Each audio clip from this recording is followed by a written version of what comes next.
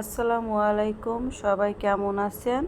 আজকে আমি নতুন একটা ভিডিও নিয়ে আসছি। আজকের ভিডিওটা হলো আমি পোয়া মাছ মাখায়া ভুনা করব।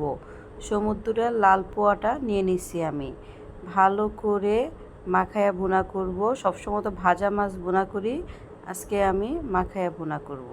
এখানে আমি মাছটা নিয়ে নিছি, ভালো করে লবণ পানিতে ধুয়ে পরিষ্কার করে মাছটা নিয়ে নিছি। দেখেন, আমি এখানে 5 পিসের মতো মাছ নিছি। এখন মাছটা মাঝে আমি ভালো করে মশলা মাখিয়ে নেব। এখানে আমি একটা ফ্রাই প্যান নিয়ে নিছি।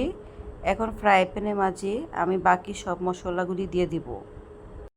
আমি এখন ফ্রাই প্যানে দিয়ে দিব পরিমাণ মতো পেঁয়াজ কুচি আর 2টা রসুনের টুকরা। রসুনের টুকরা দিলে মাছের গন্ধটা থাকে না।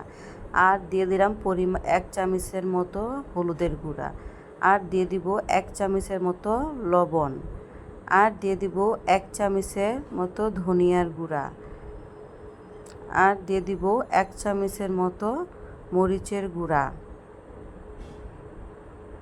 এখন দিয়ে দিব আমি পরিমাণ মতো ধনিয়া পাতা। তারপরে দিয়ে দিব আমি কয়টা কাঁচামরিচ। কাঁচামরিচগুলো মাঝখান দিয়ে একটু চিড়ে নিচ্ছি। এখন আমি দিয়ে দিব পরিমাণ মতো তেল। তেলটা দিয়ে আমি ভালো করে হাত দিয়ে মিক্স করে নিব মশলাটাকে। যেহেতু মাখায়া ভুনা করব মাছটা, তাই মশলাটাকে ভালো করে মিক্স করে নেব।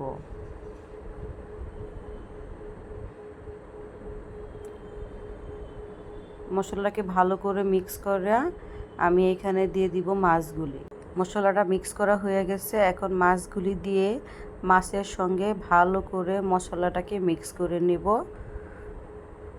মিক্স করে আমি অল্প, বেশি ঝোল ঝোল করব না, আমি একদম মাখা মাখা বোনা বোনা করব।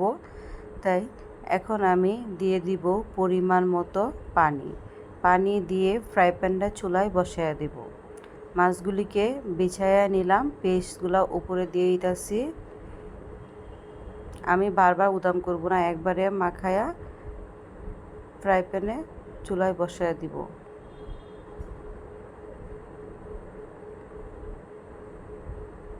এখন আমি দিয়ে দিব পরিমাণ মতো পানি। পানিটা দেখছেন আমি বেশি দিই নেই, অল্প একটু দিছি, শুধু মাছটা কষানোর জন্য ওরকম পানি দিছি। এখন আমি চুলায় বসাইছি 10 মিনিটের জন্য। 10 মিনিট হয়ে গেছে। 10 মিনিট হয়ে গেছে। এখন আমি একটু মাছটি উল্টে পাল্টিয়ে নিব। শুধু একবারই উল্টে দিব, দিয়ে আরও 10 মিনিটের মতো জাল করে নিব। মাছগুলি আমি আস্তে রাখবো, মাছগুলি যে না ভাঙে। যেহেতু মাছটি নরম নরম হয়ে গেছে, তাই একটু আস্তে আস্তে উল্টায় দিছি আলতো হাতে। এখন একটু মিক্স করে মশলার সঙ্গে এখন আমি আবার ঢাইকা চুলায় বসায় দিব 10 মিনিটের মতো। চলে আসতেছি 10 মিনিট পর। 10 মিনিট হয়ে গেছে।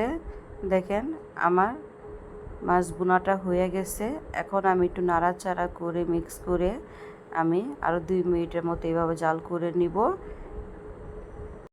আমার মাছ ভুনাটা হয়ে গেছে। এখন আমি মাছ ভুনাটা উঠায় নিব। আমার রেসিপিটা কেমন হয়েছে আমাকে জানাবেন। কোনো ভুল হলে কমেন্ট বক্সে জানাবেন। যারা আমার ভিডিওটা ফলো করছেন তাদেরকে অনেক ধন্যবাদ। আর যারা এখনও না করছেন আমার ভিডিওটা ফলো করে দিয়েন।